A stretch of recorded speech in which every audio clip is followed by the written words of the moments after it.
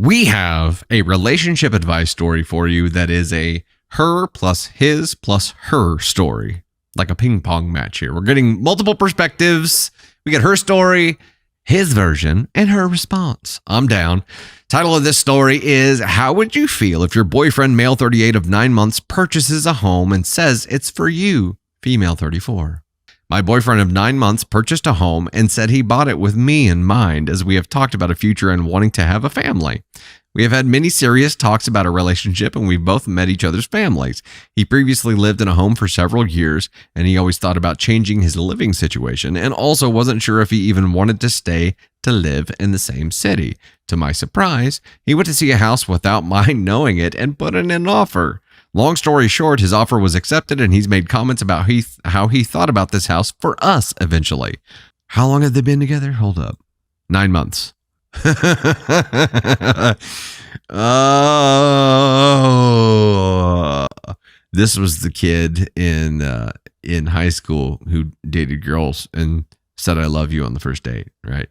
I don't know if it's love bombing or if it's just going too far too fast. No, okay. It's a little scary though. I'm not sure how to feel about it. I'm really happy that he got a house he really likes and at the price he got it for, but I feel like we're not there yet to move in with each other. Also, in no way did I have a say in the decision of this house or the location, so I don't think him to say he got the house with me in mind is fair. He hasn't considered the commute for me to travel to work or anything that would be considered specifically to actually having me in mind. He bought this home 1 block away from his previous house, as he will be renting out that home now. So this home by default is a great location for him overall. I'm not sure how to feel about his comments and his expectations of me and the house. Additionally, I'm a student, and the closing of his house happened to be the very busiest week of exams and assignments I had due. We had conversations about how I could not help him move, and there seemed to be an understanding. That week consisted of working on a presentation, studying for an exam, and working on a paper. Any other free time I had invested in self-care, such as working out or doing yoga. However, one of those days I posted a selfie where I was proud to have accomplished so much in the morning before going to work, and he got extremely upset about this. He went on to say that I didn't care to help him move, and that I didn't want to help him move essentially, and made a huge deal about it as he bought this house with me in mind. What do you think about this? Edit to give more context. The house was bought entirely with his money. I have zero financial contribution to this. We've never talked about a specific time frame when I would move in. It was more a discussion about how it's something we both would want eventually. We did talk about how I would contribute when the time comes, in which I mentioned expenses such as hydro, utilities, internet, etc. I also made it clear that in no way I was expecting a free ride and to not contribute to anything. That's just not my character. All right, we got 2 updates to go, but let's talk about this for a second. How would you feel 9 months in, somebody buys a house, and they're like, I got it with you in mind, but it doesn't make any sense for you at all, and you had no say in anything. Her side, update to part 1. We basically got into a fight, and I blew up with resentment about many things. It wasn't right, but I just felt like I could not talk to him as I kept getting interrupted mid-sentence, denied everything I was saying, and accused of being something I was not. I also realized that when we talked about the reality of me moving in with him, I mentioned that I could sell all my furniture, but would want and needed to keep my desktop computer and desk. His response to me was that he wouldn't let me have my own room for that, and to get a laptop instead. Red flags. The man has an entire room dedicated to his sneakers. When I also mentioned the commute and how I'd have to pay for parking, as I take the subway to work currently, not a big deal in comparison to paying for the mortgage, but still an expense, he said there could be days that he could drive me, then followed it up with, but you don't ever drive me to work. He did not buy the house with me in mind at all. It's clear that this is his house. He wasn't going to share his space in any other way besides how he wanted it. We had plans for me to come over on a specific day, but also had fought. I admitted and apologized that I could have put my anger aside and come to help. However, I wanted reassurance that he understood that if I had my own priorities and we discussed this, he could not throw it in my face and tell me that I did not meet his needs. I'm not saying, of course, that in any case, I would not drop something for my partner in an emergency. I did not feel that he understood this. And when I tried to explain this, he said that I was retracting my apology. I just kept feeling constantly misunderstood and having to defend myself in this relationship with other issues as well. That was the end of that. Better to cut it off sooner rather than later and before taking the relationship to the next level of commitment. It definitely sucks. And I showed him this thread in which he, of course, was upset, says he felt betrayed. He called me entitled as he thinks I am saying he bought it for me, which I am not in any way. He's missing the point for this post, in which I think he doesn't want to take accountability for not acknowledging that he was wrong for throwing it in my face. The main point was guilt tripping and using "I bought it with you in mind" response. Because clearly, even if the commute was not in mind, currently I live in an expensive area, so to not buy a house here is a valid point. The ability to actually live with him was not with me in mind. He really absolutely did not care about me as a person and my needs, or even can understand what a real relationship is.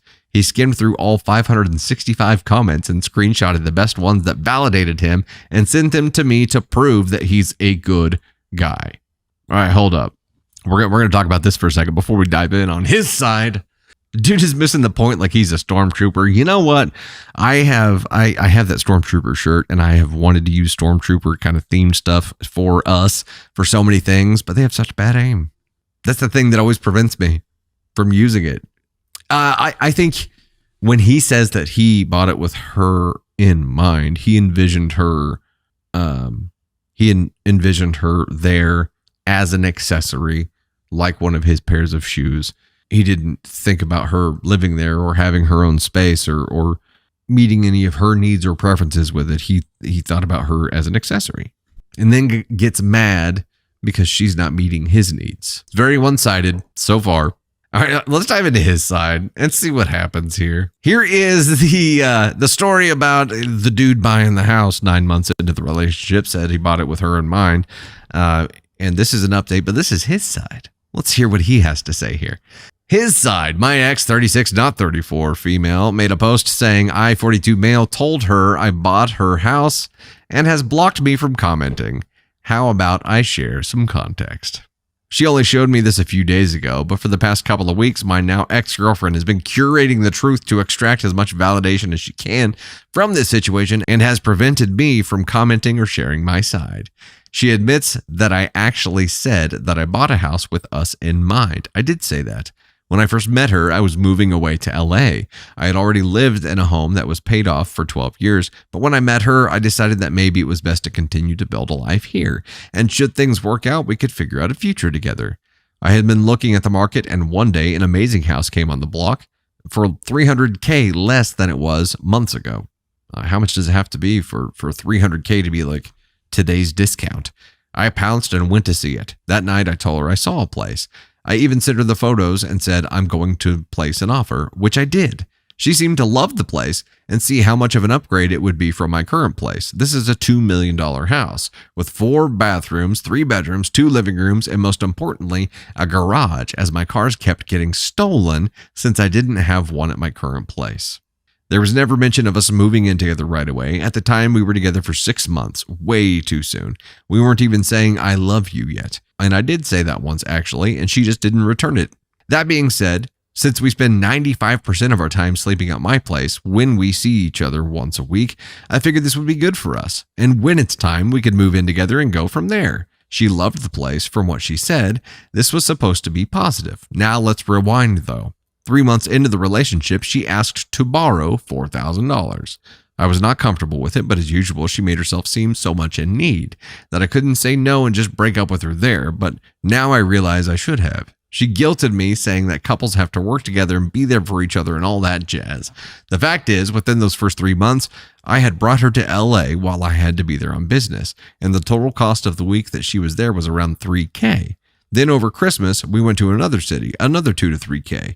As well as Punta Cana vacation for $7K. So after all that is when she decided to ask me. And you don't need to be a genius to realize that she chose me because clearly she pinned me as having money. Had this been my wife or long-term girlfriend, this wouldn't have been an issue. But 3 months in, this was a big red flag, and I talked to her about it, as usual. And as a pattern throughout this relationship, she would get extremely angry, lose her cool, and make me feel bad for questioning her character. So fast forward to me actually moving into this house over a 3-week period. She helped none whatsoever, never offered, and my own family, friends, and people who were working at the house asked me about it all the time. Oh, she has school. Oh, she texts me though, and so on. Completely MIA until, of course, Friday or Saturday night when she wanted to go for dinners or go to shows. That we did, of course. One day, once her exams had calmed down and she told me she was waking up early to write a paper, I saw that she posted a sunshine-kissed selfie saying, yoga, meal prep, coffee, sunshine. And I wrote her privately, I feel you could have at least offered to help in some way today. Again, she loses it, tells me, you don't have to tell me something just because it bothers you. And then eventually she says, I will never forget this ever.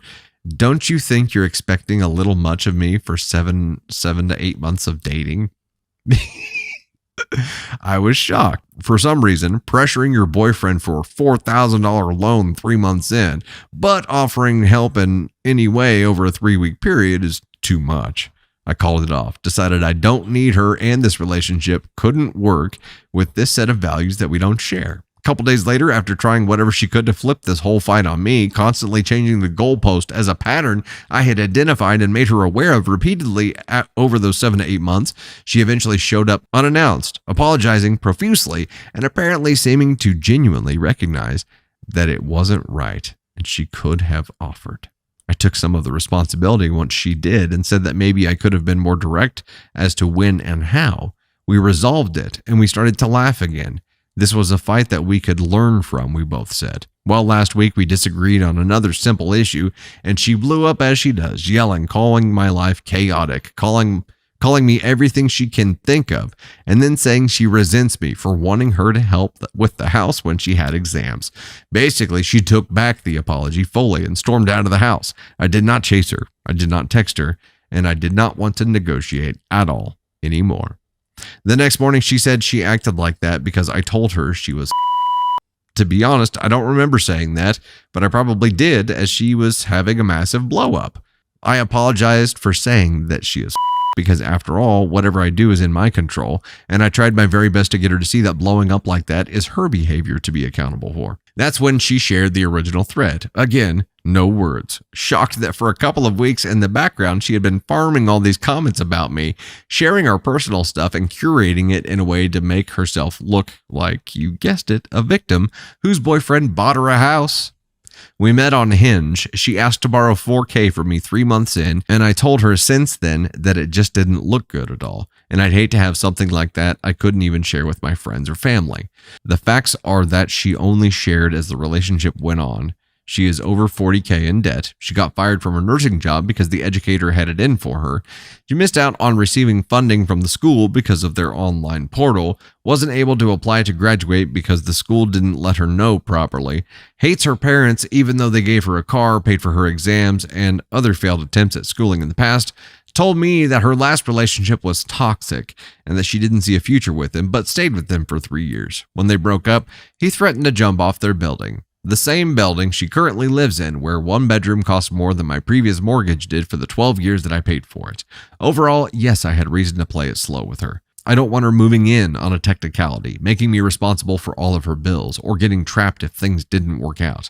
I didn't buy her a house. I bought my house in cash, paid in full, as she was well aware of.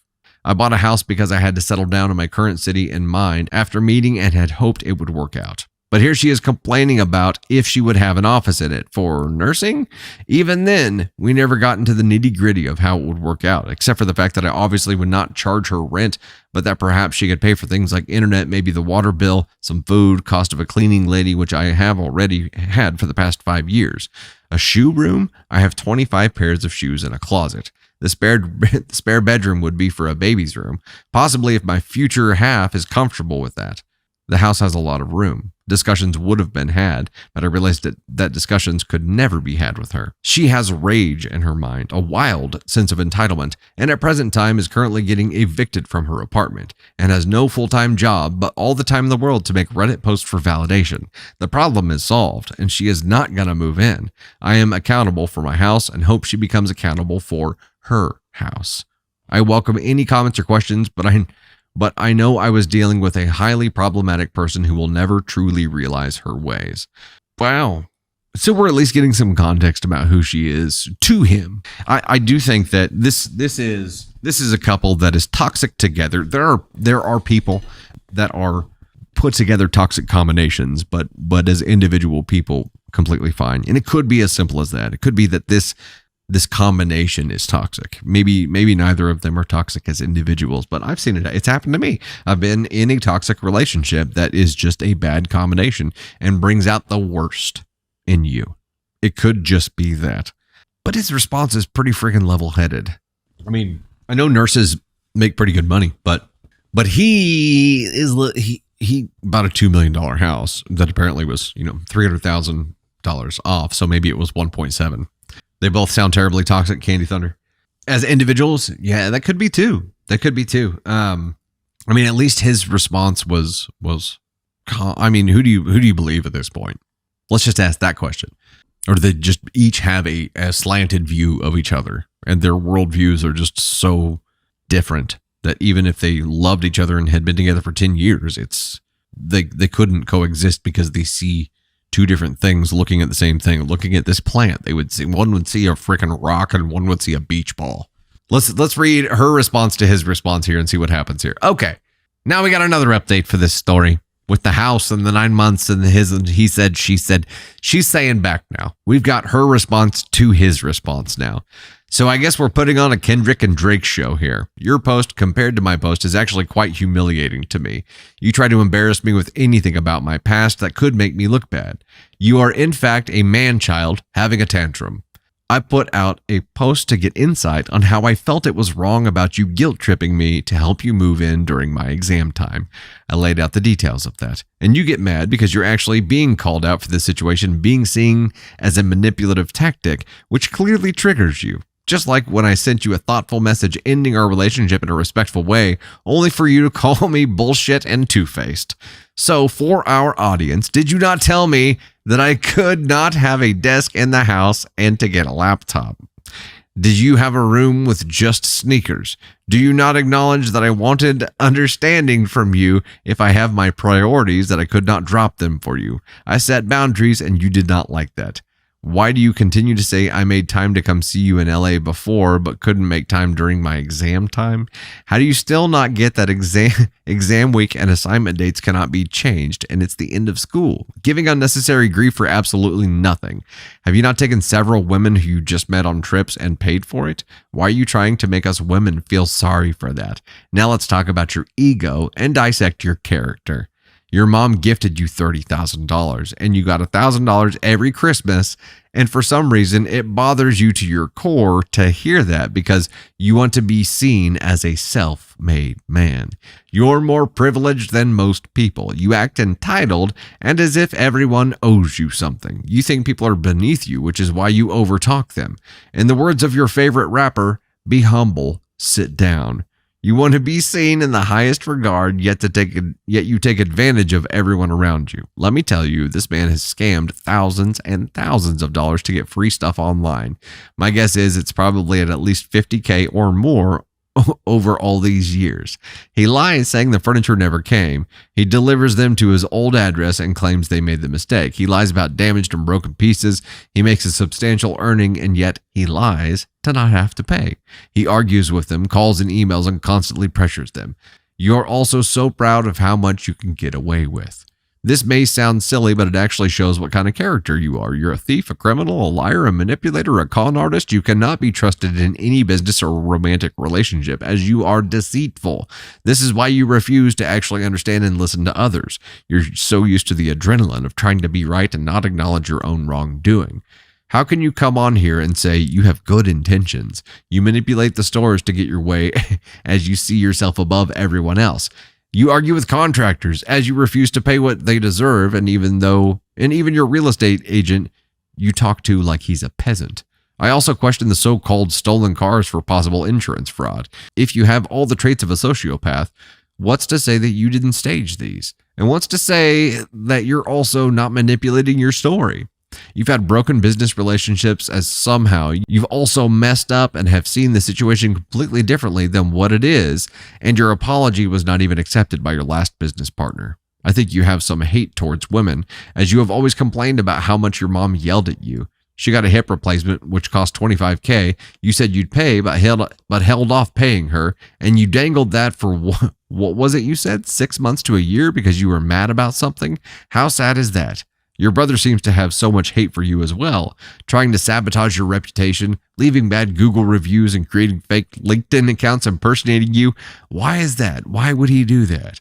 You don't seem to know. People are not motivated by nothing. You antagonize people. You also expected me to think ahead of your needs to pack for you while you were in LA. I'm not your mother, and you are not a toddler. You tell me I could have gone to your old house while you were gone and packed? Excuse me?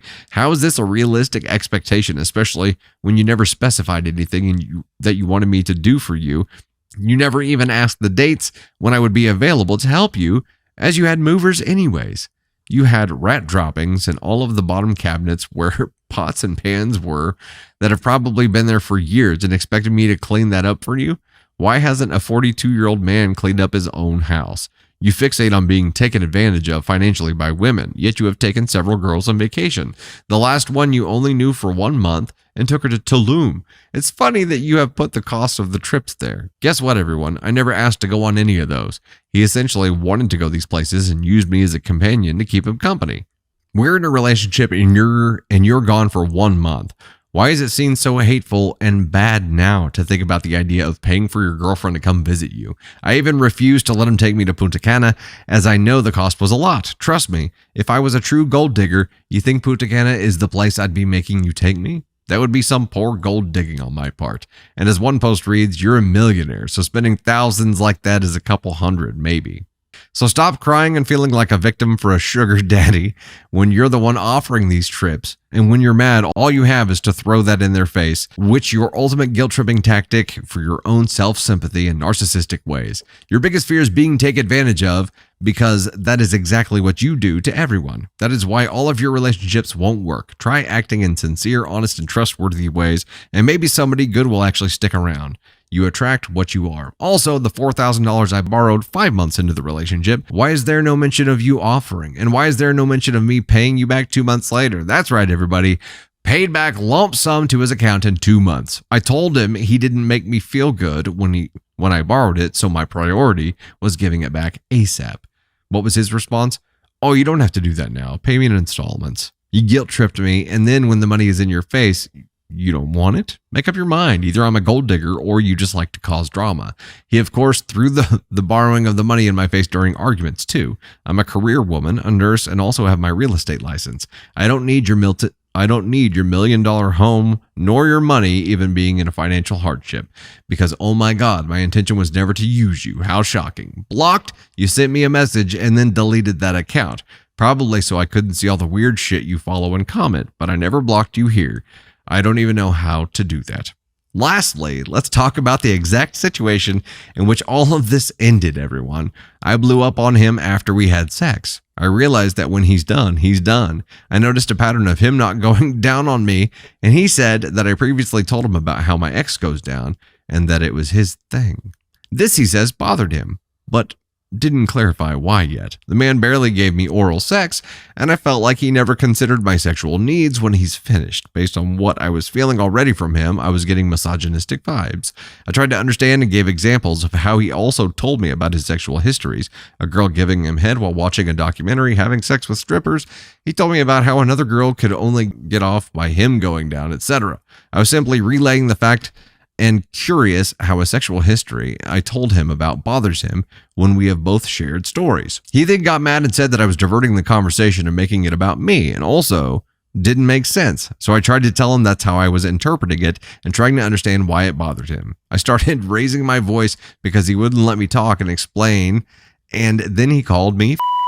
I lost my shit, packed all my stuff, and said that we don't need to be together. There's 7 billion people in this world. Why am I with someone who makes me feel unheard, needing to constantly defend myself and calls me I realized I needed a man who I could feel heard, understood, supported, and who could satisfy my sexual needs. Crazy story. Everyone can speculate, criticize, attack, whatever. It's the truth. You know what's interesting to me? What's interesting to me about her response is like she brings up all this terrible shit about him, but she was okay.